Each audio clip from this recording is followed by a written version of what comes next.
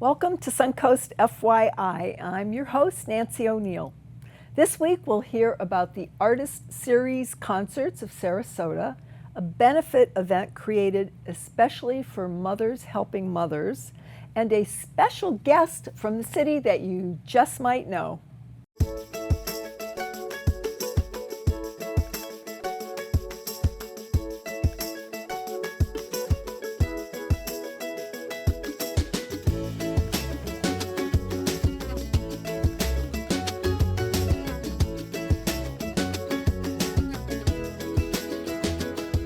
Our first guests have a special bond. Gail McBain is the owner-operator of Shapes, Fitness for Women, and Brandy Grace is a client and volunteer for Mothers Helping Mothers. Together, they have created the event called Girls Night Out, now in its 6th year. Thank you for being here and bringing this lovely little angel who's 10 days old today. Yes. Yes, and her name is? Ariana Maria. Well, thank you.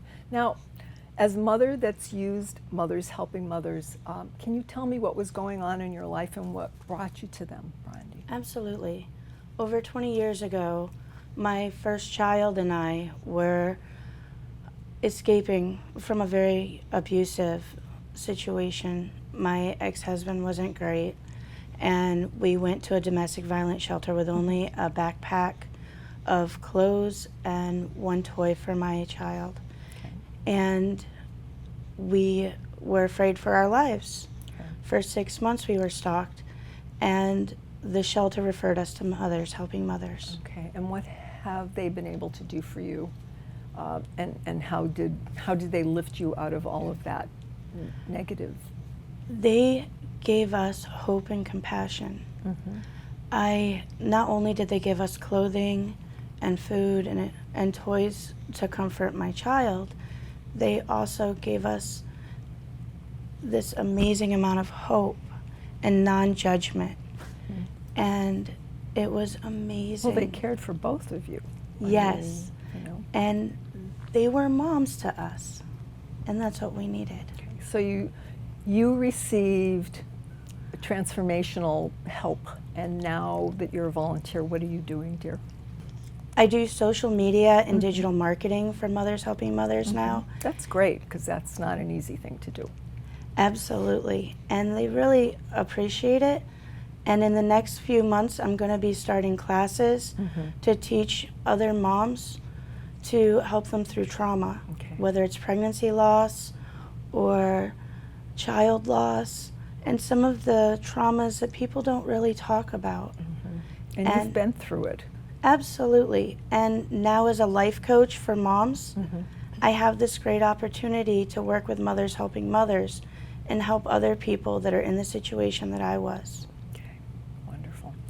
So Gail, Brandy's story prompted you to come up with this event it's been 6 years now. This will be the 6th year. Yes. What inspired you? How did the two of you get together? Prior to me knowing Brandy, I met up with Mothers Helping Mothers through one of my members, and she explained to me all the good services that they provide for moms in need and families in need. And I've created a great community of women in my gym, and we support each other, and I thought it just seemed like the absolute perfect fit. So I've been hosting this charity event every single year, and I just wanted to, I thought that would be the best community outreach that I could do, you know what I mean, to just help support them.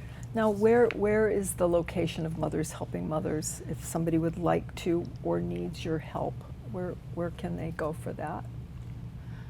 We're on 301, right in between DeSoto Road and University. Okay, and what's the website? You're their social media person, so. Yes, www.mhmsarasota.com. Awesome, thank you. And Gail, tell us about the event that you're hosting, because that's coming up very soon. It is. It's next Thursday, May 18th. It's from 5 to 8:30 in the evening. It's held at my gym out in the parking lot. I block off the parking lot. So it's at 5451 Fruitville Road, Sarasota, right out in front of Shapes Fitness for Women. And It's a wonderful event that the whole community is invited to attend. I've had members make donations ahead of time. All my members get so excited about the event every single year, and they tell other friends, and we have vendors, and we have silent auction. I was going to say, what can we folks have expect when they... silent auction, raffle prizes, and we drink a little wine, keeps the money flowing a little bit, and we just have a lot of fun. We have a dance class and a boot camp, so it's really, it started off as being a fitness for charity event, so it kind of brings everybody together. So it's kind of evolved. Okay. Yeah, and is there a cost involved? No, not at all. Just any donations you want to make. Okay. And one more time, it's on Thursday, May 18th, next Okay. week Thursday, All a week right. from today. Wonderful.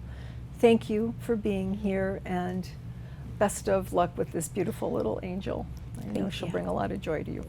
Thank you. Thanks for having us. Yes, thank you. Joining me next is Daniel Jordan, the Director of Artistic Planning for the Artist Series concerts. So if you love music, don't go anywhere.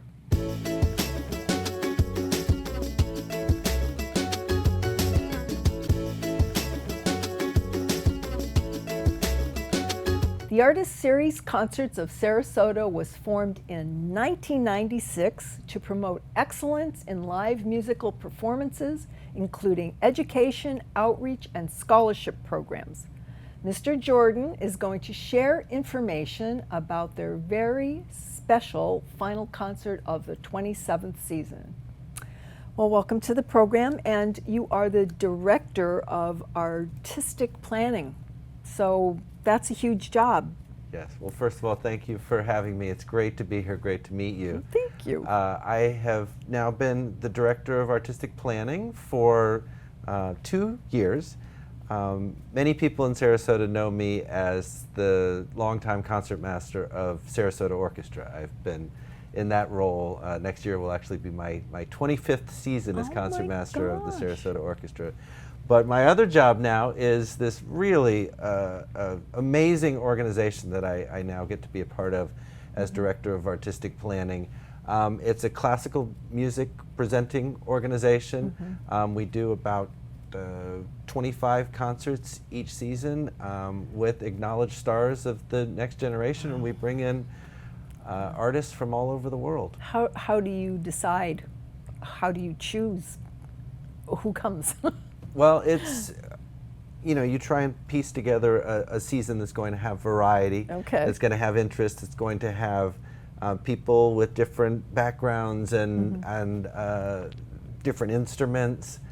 We do a lot of chamber music, and it's been really fun to kind of get to know this community of really amazing performers that are out there and playing concerts and bring them to Sarasota. There you go. Now, we mentioned that there is a special concert coming up.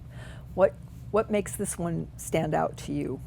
So this Sunday, May 14th, Mother's Day, at 4 o'clock at First Presbyterian Church on Oak Street, Artist Series will present their final concert of the season. The featured artists are two incredible musicians, a violinist, Carla Donahue Perez, and a violist, Paul Araya. And they're a married couple, and they're both founding members of a group called the Catalyst Quartet, and they have won Grammys. They've performed all over the world. They've performed in Carnegie Hall and Kennedy Center, amongst many, many other places. But they're also really great artists in their own right. Paul has won actually 3 international viola competitions, if you can believe that. Carla has performed all over the world as a soloist. And they are a married couple. And so they are going to present a program of violin and viola duets. Yes. And we have a couple of clips to share Okay. with the viewers. And they'll be starting with Mozart duet. And then Paul has arranged 3 pieces for guitar for viola. And he will be playing those by Augustine Berrios. And then they will be playing a duet by another Spanish composer, Manuel Ponce. and then they will play one of the most famous pieces for duos of any sort, the Passacaglia by Handel Halvorsen. Wow. So that's the sort of Paul and Carla part of the program, Yes, and then but then there's... and then I will be joining. I'll be Okay. playing violin, Oh. and the principal cellist of the Sarasota Orchestra, Natalie Helm, will also be joining, and we will be playing a really famous piece by Mozart called his Dissonance Quartet. Okay, and you were saying that way back when they thought he had made a mistake. It's a With funny his- story okay. about this piece. So Mozart, you know, we all know the stories about Mozart, how he didn't make mistakes. It Yes. was like he would put pen to paper, And that was and it. there were no erasings, there was no editing. It was ready to go. So he sent this quartet to his publisher, and the first quartet that was going to premiere it started working on it, and they said, well, this can't be right, because there were clashes, these chords that begin the start of the piece were clashing in ways that had never been done before. And to our 21st century ears now, it sounds perfectly normal, but at the time they thought it was barbaric. Wow. And so this opening, it's a slow opening, it goes on for about a minute, and then it goes into this beautiful sunny C major allegro movement that it's really fun, and the whole piece is just it's lighthearted and uplifting, but it's got this funny little hook to it so it's known as the Dissonant Quartet, which could be sort of scary to people when you hear that name. Right. But it's wonderful music that I know everybody's going to love. That's great. And now, how often do you get to play with in the concerts? If you have 25. So we do, essentially, I put together the programs with the Okay. artists, but it's fun for me also to get to occasionally perform with with and collaborate with some of these That's great awesome. artists. So I don't play a lot on the series, but when I have an opportunity to do something like this and work with people like Paul and Carla, it's nice to do so. Wonderful. Well, before we wrap, I want to hear a little bit about your upcoming season, which opens in October, right? So a sneak peek of that, maybe? Yes, so we have been busy getting our brochure ready for the 23-24 season. It's going to be really fantastic. We have 23 different programs that are grouped into 5 different series. So there's a piano series that will feature some incredible pianists from around the world, including the winner of the Olga Kern International Piano Competition, and that takes place at venues like historic Oslo Theater, at State College of Florida, at Church of the Palms. Wonderful. And then we have a lighter fare series that we call that will feature some singers. We do a dinner concert, 2 dinner concerts, and 2 concerts at Selby Gardens. Okay. We have That will be a fun. series that we do at Sarasota Yacht Club, a luncheon series. Lovely. A 4 concert series at First Presbyterian Church on Sunday afternoons. Okay. And then we have a soiree series that we do, which is in a private home with a Several. beautiful 9-foot Steinway piano where we lots and feature lots other going artists. on. So Yeah. before we close, it's this Sunday, the 14th at what time? 4:00 p.m., First Presbyterian Church. Awesome. Thank you, Daniel. Appreciate it, and I look forward to hearing your music. Thank you so much for having me. Up next, Marlon Brown, our city manager, joins us to share his thoughts about Sarasota, so please stay with us.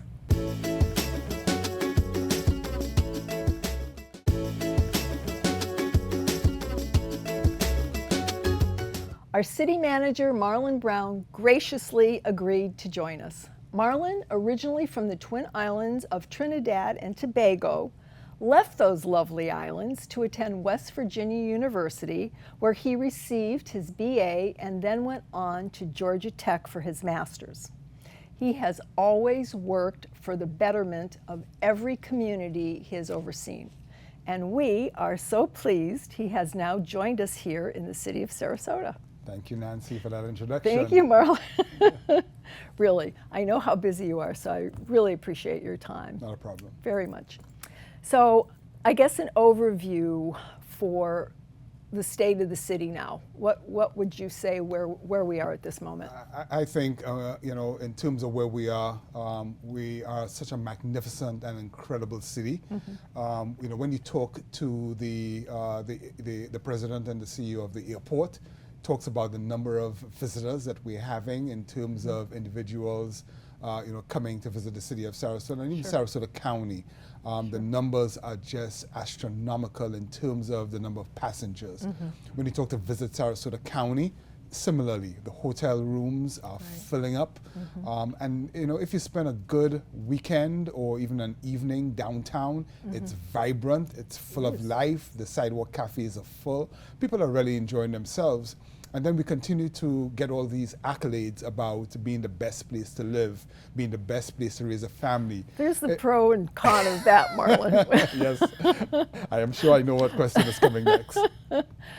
Okay, well, yes. I'm sure people are going to want to know about the construction, all of the building that's going on in the city. And it's multifaceted, but there is the luxury units that we hear so much about. How can we balance that out with affordable housing for our community? Really good question, Nancy, and it's one that communities across Florida that they're grappling with. It's, you have a number of luxury units for individuals who can afford it, but then you have a number of individuals who work here that can't afford to live here. And so the city has engaged and embarked on a program to create more affordable housing units, not only in the city itself, but also city-centric in the downtown area. And so we are going through a series of what we call comprehensive plan amendments, as well as zoning text changes to allow developers to create more affordable units that people who work here, who service a lot of these luxury housing units, people who work in banks, police officers, nurses, teachers, can also afford to live downtown. And so we're trying to balance that. It will be a little, it'll take us a little while to get there, but we are doing our utmost best to see if we can, create some affordability in our city. So when you say a little while, I mean, I know time is irrelevant when we're talking about such a overwhelming project, but what is the plan looking like? Is it a year out, 2 years, 5 years out? I wish I had that magic wand that I can just wave it and it appears. We've been talking about affordable housing ever since I came to the city of Sarasota in 2009. We've talked about the need to create that. And I think it's time we as government, we as policymakers kind of put our money where our mouth is. It is not something obviously that's going to happen overnight. Once you put these policies in place, it takes a while for it to gain momentum. So it may be 4 years, 5 years, maybe 10 years before you start realizing the impact of these policies that we're making today. It's similar to how the whole change in our skyline occurred.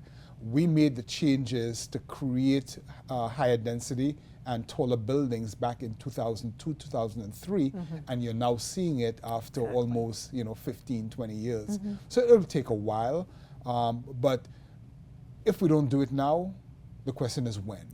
And if we don't do it now, at least you have the policies in place that give developers and others the opportunity to do it down the road. So along that same thread, the Bayfront project, where is that and how is that coming along? What an incredible project that started back in 2012, 2013. And we talk about the time of how things take. We're now in 2023. And actually opened the first phase last year in 2022.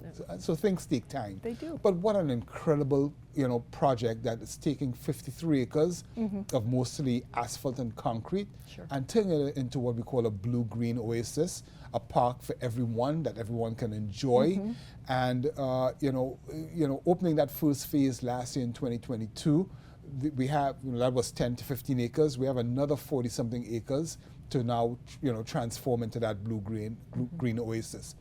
The City Commission just approved what we call Phase 2, and so that's going to get underway later on this year in terms of creating the Sunset Pier, as well as creating some additional amenities along the what we call the 10th Street boat ramp. So stay tuned for that. It's very exciting. I'm looking forward to it, and I will encourage everyone, if they have not yet visited the Bay Park, to do so. They will be amazed at what's out there today.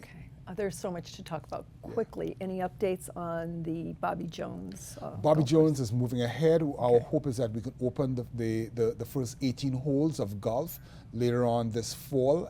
Actually, the timeline is for January. And then the incredible part of that is the nature park.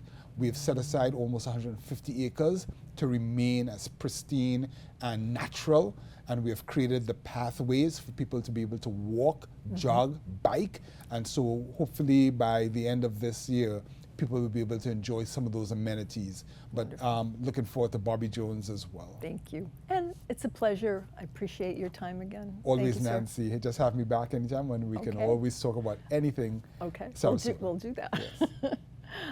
We hope you enjoyed the show today, and thank you for joining us on Suncoast FYI. If you would like to promote your nonprofit or community event, we would love to hear from you, and this is a complimentary service.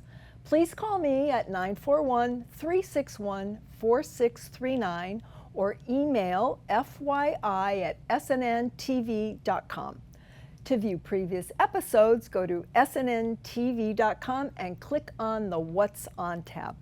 I'm Nancy O'Neill, and we'll see you next week on Suncoast FYI.